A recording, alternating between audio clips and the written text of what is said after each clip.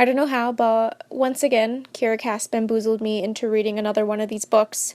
4 of them I have read so far. Hi, my name is Savannah, and today I want to talk to you about The Heir, which is the 4th book in the Selection series. I guess that's what we're calling it now. If you haven't read the Selection trilogy, which could have essentially been a 1 book, and this could have been like a 2nd book, I suggest you don't watch this because since this is the 4th book in a series, there will be spoilers for the first 3. The Heir is essentially about Maxon and America's daughter. Forgot her name for a second. Her name is Elin. She is essentially in line to be the queen.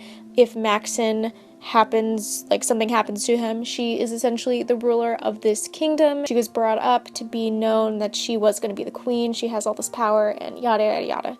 So she's very annoying, very uptight, and I didn't enjoy her presence. She's very entitled. The thing is that we don't see a lot of the queen aspects. We see that she goes into meetings and everything, but we don't really get a sense that she is actually doing anything super meaningful at this point. And there's a lot of talk about her being the queen, but her dad is in good health, and I don't understand when she would be queen because he seems fine. So there was a lot of talk about that, and I'm assuming that the dad is gonna die.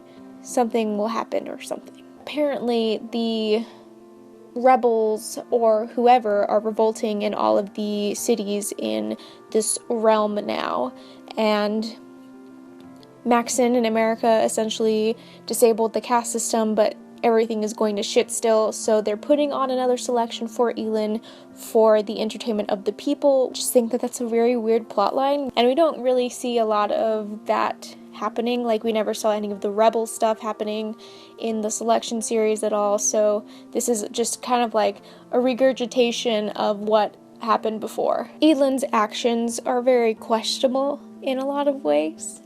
Just like America, I didn't like a lot of the things she was doing, and I didn't think she should be doing them. She is kind of looked at as being someone in power, and she was kissing a bunch of people. Not a bunch, but like a couple, and the newspapers were calling her names, and I thought that was an interesting way to kind of do that, but I just didn't like her actions. Also, this book is very kind of transparent in a lot of ways.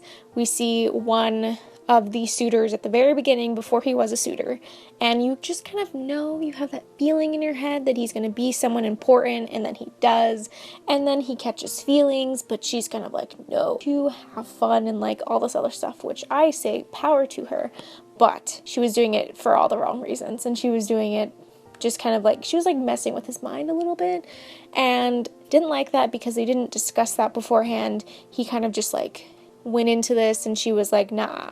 The world building isn't the best. We don't understand a lot of what's going on outside of the castle walls, which I guess is the same as like Elin, but she's like the queen, so she should know what's happening, so we're left a lot of in the dark, and I don't like that. I don't understand how I am still reading the series, but it's very easy to get through, and I just kind of want to see what else happens in this world. I gave this 2 stars. 2 stars essentially because I didn't DNF it. I made it through the entire thing, and you know what? I'm probably going to read the next book. Was it The Crown or whatever? It just came out. And I'll borrow it from my library just like I did this one. Because I'm just nosy. I'm just so fucking nosy. I just want to know what happens, and I just want her to end the series already. But, yeah. Let me know if you read The Heir. Let me know if you liked the way the Selection series ends, or the trilogy, and then how you transitioned into this one. I'll see you in my next video.